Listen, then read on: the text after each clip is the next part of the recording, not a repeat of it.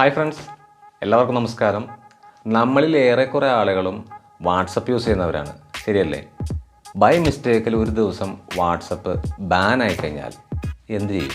അപ്പോൾ അതെങ്ങനെ സോൾവ് ചെയ്യാന്നുള്ളതാണ് ഇന്നത്തെ നമ്മുടെ വീഡിയോ. അപ്പോൾ മറ്റൊരു വീഡിയോയിലേക്ക് സ്വാഗതം.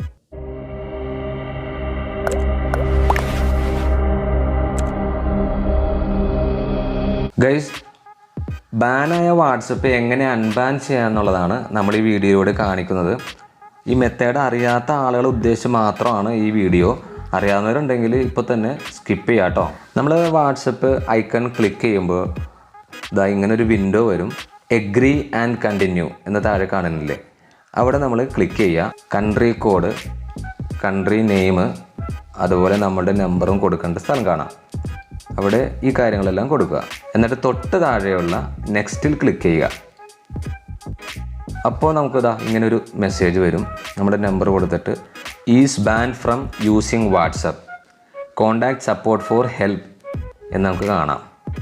അതായത് നമ്മുടെ വാട്സപ്പ് ഇപ്പോൾ ബാനായിരിക്കുകയാണ്, സപ്പോർട്ടിന് വേണ്ടിയിട്ട് കോണ്ടാക്ട് ചെയ്യാനാണ് പറഞ്ഞിട്ടാണ് കാണുന്നത്. അപ്പോൾ അവിടെ സപ്പോർട്ട് എന്നതിൽ താഴെ കാണുന്ന സപ്പോർട്ടില്ലേ, അവിടെ ക്ലിക്ക് ചെയ്യുക. അപ്പോൾ കോണ്ടാക്ട് സപ്പോർട്ട് എന്ന് കാണാം. അതിന് താഴെ ഒരു ബോക്സ് കാണുന്നില്ലേ, ആ ബോക്സിൽ നമ്മളുടെ വാട്സപ്പ് ബാനായെന്ന് നമ്മളിതാ ഇങ്ങനെ ടൈപ്പ് ചെയ്താൽ മതി.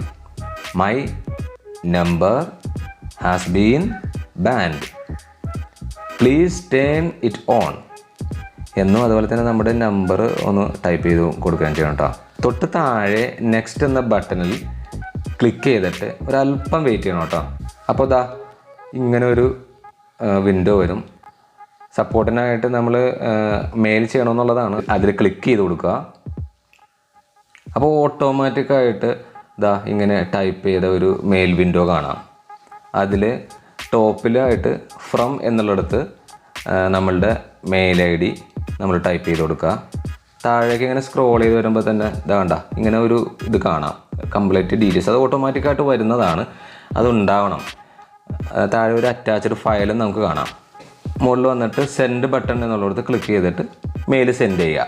അപ്പോൾ നമ്മൾ സെൻഡ് ചെയ്ത മെയിൽ സെൻഡ് ആയിട്ടുണ്ടോ എന്ന് ജിമെയിൽ ആണെങ്കിൽ ജിമെയിൽ ക്ലിക്ക് ചെയ്ത് ഓപ്പൺ ആക്കിയിട്ട് ഉറപ്പുവരുത്തണം കേട്ടോ. ഇവിടെ നമ്മുടെ മെയിൽ സെൻഡ് ആയിട്ടുണ്ട്, അതിൻ്റെ ഡീറ്റെയിൽസാണ് കൊടുത്തിരിക്കുന്നത്.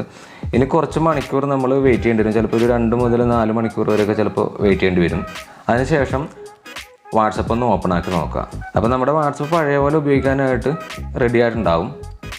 ഇനിയിപ്പോൾ ഇപ്പോഴും പഴയ പോലെ തന്നെ ബാൻ എന്നാണ് മെസ്സേജ് കാണിക്കുന്നതെങ്കിൽ വീണ്ടും നമ്മൾ ആ കൺട്രി കോഡ് എന്നുള്ളിടത്ത് കൺട്രി കോഡും മുകളിൽ കൺട്രിയുടെ നെയിമും അതുപോലെ നമ്മുടെ നമ്പറും ടൈപ്പ് ചെയ്തിട്ട് താഴെ കാണുന്ന നെക്സ്റ്റ് എന്നുള്ള ഇത് കണ്ടില്ലേ, അതിൽ ക്ലിക്ക് ചെയ്യുക. അപ്പോൾ നമുക്കൊരു 6 അക്ക കോഡ് നമുക്ക് കൊടുത്തേക്കുന്ന ആ നമ്പറിലേക്ക് മെസ്സേജ് ആയിട്ട് വരും. ഒരു മെസ്സേജിന് ഡിലേ വന്ന് മെസ്സേജ് വരുന്നില്ല എന്നുണ്ടെങ്കിലല്ലോ റീസെൻഡ് ചെയ്യാനുള്ള ഓപ്ഷനും അതുപോലെ തന്നെ തൊട്ട് താഴെയായിട്ട് കോൾ ചെയ്യാനുള്ള ഓപ്ഷനും താഴെ കാണാൻ പറ്റും. നമ്മൾ കോൾ ചെയ്യാനുള്ള ഓപ്ഷനില്ലേ, അതിലൊന്ന് ക്ലിക്ക് ചെയ്തിട്ട് കോൾ ചെയ്യാം. അപ്പോൾ ആ കോൾ കണക്റ്റ് ആയി കഴിഞ്ഞ് കഴിഞ്ഞാൽ നമുക്ക് പഴയ പോലെ തന്നെ വാട്സപ്പ് ഉപയോഗിക്കുന്ന രൂപത്തിലേക്ക് റെഡി ആയിട്ടുണ്ടാവും. അപ്പോൾ ഇങ്ങനെയാണ് ബാൻഡായിട്ടുള്ള വാട്സപ്പ് അൺബാൻ ചെയ്യാനായിട്ട് കഴിയുന്നത്. അപ്പോൾ വീഡിയോ ഇഷ്ടപ്പെട്ടെങ്കിൽ ലൈക്ക് ചെയ്യാനും ഷെയർ ചെയ്യാനായിട്ട് മറക്കരുത്. നിങ്ങളുടെ അഭിപ്രായങ്ങൾ എന്തായാലും കമൻറ്റ് ചെയ്യണം. ഉപകാരപ്രദമായ ഇത്തരം വീഡിയോ ഇഷ്ടപ്പെടുന്നവരാണെങ്കിൽ എന്തായാലും ചാനൽ സബ്സ്ക്രൈബ് ചെയ്യാനായിട്ട് മറക്കരുത് കേട്ടോ. മറ്റൊരു വീഡിയോയുമായിട്ട് വീണ്ടും കാണാം. ബൈ.